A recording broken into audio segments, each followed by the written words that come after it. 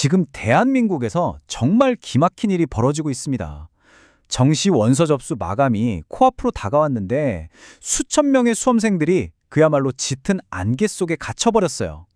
평생을 걸고 준비한 시험 결과를 손에 쥐고도 정작 가장 중요한 지원 전략 하나 세우지 못하는 그런 현실에 놓인 겁니다. 네, 화면에 보이는 이 숫자 10, 대학 정시 원서 접수 마감까지 남은 시간이 딱 열흘이란 뜻입니다. 근데 문제는요, 이 시간 안에 뭘 어떻게 해야 할지 학생들이 전혀 감을 적지 못하고 있다는 거예요. 내 점수가 가진 진짜 가치를 모른 채 말 그대로 깜깜이 지원을 해야 할 판입니다. 한 입시 전문가의 일침입니다. 이 문장 안에 지금 수험생들이 느끼는 그 막막함과 분노, 이게 다 담겨 있는 것 같지 않으세요?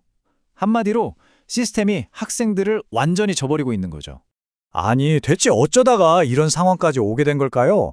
공정함이 생명인 대입제도가 왜 이렇게 큰 혼란에 빠졌는지 지금부터 그 미스터리의 핵심으로 한번 들어가 보겠습니다. 이 모든 혼란의 시작점에는요, 바로 변표라고 하는 단 하나의 데이터가 있습니다. 이게 제때 공개되지 않으면서 모든 문제가 시작된 겁니다. 변표, 변환표준점수표의 줄임말인데요.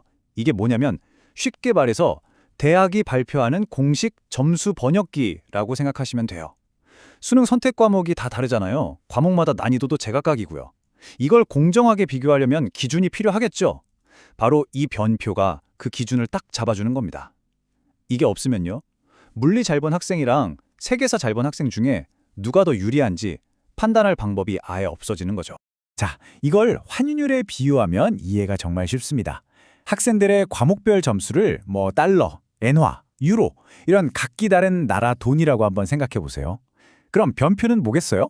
바로 대학이라는 환전소에서 오늘의 환율은 이겁니다 하고 딱 고시하는 공식 환율인 셈이죠. 근데 만약 이 환율이 발표되지 않으면 내가 가진 점수라는 이 돈이 그 대학에서 대체 얼마의 가치를 갖는지 알 길이 없는 겁니다. 그런데 말이죠, 올해는 문제가 훨씬 더 신박합니다. 바로 사탐런이라는 새로운 트렌드가 이 변표의 부재를 그 어느 때보다 치명적인 문제로 만들었기 때문입니다. 사탐런, 이 신조어, 말 그대로 이과 학생들이 과탐을 벌이고 사탐 시험으로 달려가는 현상을 뜻합니다.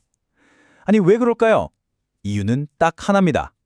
더 높은 표준 점수를 얻기 위한 일종의 전략적인 선택인 거죠. 보시는 것처럼 과거와 현재의 판이 완전히 달라졌습니다. 이과 학생들이 대거 사탐으로 넘어오면서 응시자 집단이 그야말로 뒤죽박죽이 된 거죠. 이게 뭘 의미할까요? 작년까지 쌓아왔던 모든 입시 데이터가 사실상 휴지 조각이 됐다는 뜻입니다. 바로 이겁니다. 핵심은 사탐런 때문에 통계적으로 완전 대혼란이 온 거예요.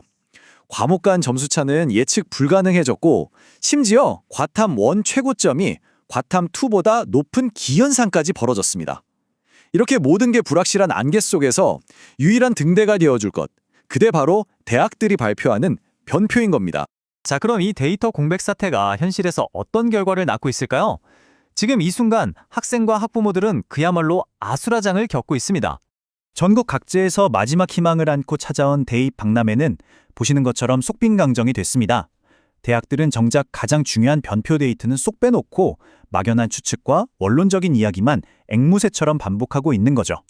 학생들이 상담 부스에서 듣는 답변이라는 게 고작 이런 식입니다. 이건 작년 기준이고요. 최종화는 바뀔 수 있습니다. 저희가 확답은 좀 어렵습니다. 이런 무책임한 말들 앞에서 학생들의 좌절은 분노로 바뀌고 대입 시스템 전체에 대한 신뢰는 지금 뿌리채 흔들리고 있습니다. 그렇다면 이 혼란의 책임은 누구에게 있을까요? 여기 표를 한번 보시죠. 12월 19일을 기준으로 주요 15개 대학 중 10곳은 이미 변표를 발표했습니다. 하지만 서강대, 성균관대, 한양대 같은 5개 대학은 여전히 묵묵부답으로 일관하면서 혼란을 더 키우고 있었던 겁니다. 그리고 이 그래프를 보면 수험생들의 분노에 기름을 붓는 셈이죠. 올해 대학들에게 주어진 준비 시간은 무려 14일, 예년의 6일보다 2배가 넘는 시간이었습니다. 시간이 부족했다는 변명은 정말 어불성설인 겁니다. 이 모든 상황을 종합해보면 우리는 아주 본질적인 질문을 던질 수밖에 없습니다. 과연 이게 단순한 행정처리 지연일까요? 아니면 그 이면에 다른 의도가 숨어 있는 걸까요?